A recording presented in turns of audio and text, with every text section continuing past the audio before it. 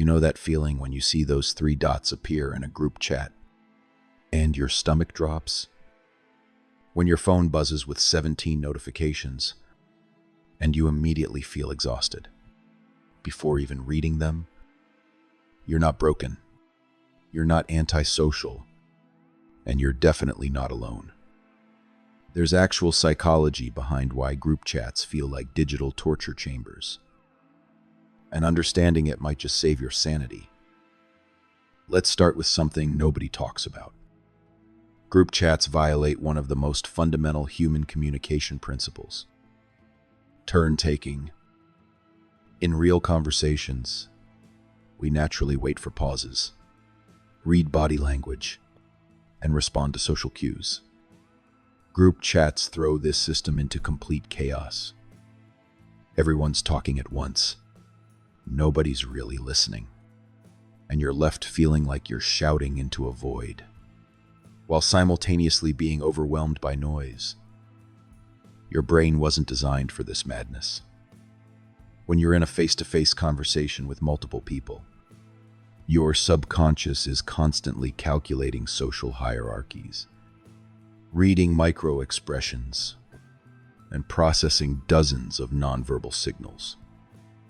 Group chats strip away every single one of these evolutionary tools, leaving you socially blind and cognitively overloaded.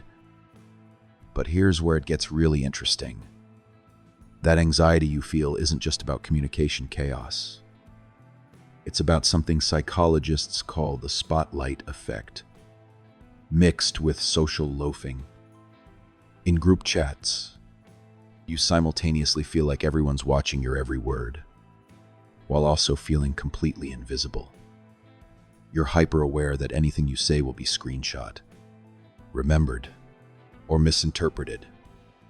But you also know that your actual contributions often get buried under an avalanche of random thoughts and inside jokes. Think about the last time someone asked a direct question in a group chat. How many people responded? Probably one or two, maybe none. This isn't because people are rude. It's because of diffusion of responsibility. When everyone's responsible for responding, nobody feels responsible for responding. Your brain recognizes this pattern and starts treating group chats like social obligations, where you're always disappointing someone. Then there's the notification nightmare. Every ping triggers your fight or flight response, because your brain can't distinguish between a genuine emergency and Karen sharing her 14th coffee photo of the day. You develop what researchers call notification fatigue, where your stress response system becomes chronically activated. No wonder you feel drained after checking your phone. The timing issue makes everything worse. Group chats exist in this weird temporal space is less than #0. 7 hash is greater than, where conversations never really end. Someone always responds to something from 3 hours ago, while someone else starts a completely new topic. Your brain is constantly trying to hold multiple conversation threads simultaneously, which is like trying to follow 5 different movies playing at once. And let's talk about the unspoken hierarchy problem. Every group chat has an invisible pecking order that nobody acknowledges but everyone feels. There are the main characters who dominate conversations, the supporting cast who occasionally chime in, and the lurkers who read everything but rarely participate. Figuring out where you fit in this dynamic requires constant social calculation, which is mentally exhausting. Here's something that might surprise you. Your communication style preference plays a huge role in your group chat tolerance. If you're someone who prefers deeper, more meaningful conversations, group chats feel shallow and unsatisfying. If you process information slowly and thoughtfully, the rapid-fire nature of group messaging feels overwhelming. If you're sensitive to social rejection, the possibility of being ignored or misunderstood in front of multiple people amplifies your anxiety. The context collapse is another hidden factor. In real life, you naturally adjust your communication style based on your audience.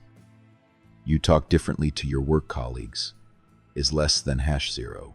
6 is greater than you do to your college friends.